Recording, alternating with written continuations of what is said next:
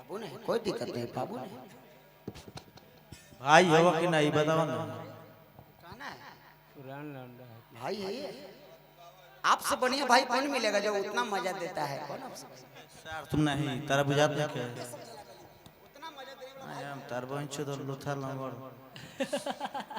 हम इतने इज्जत कर लेके तो हम हुए गो लंबर के चला इतने बजाना बस मजा ले दो जाए दो।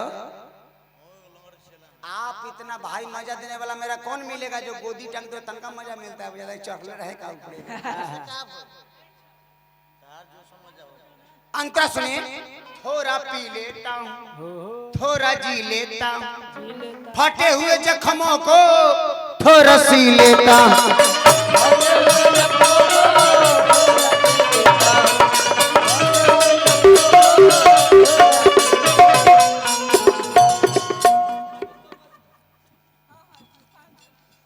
थोड़ा पी लेता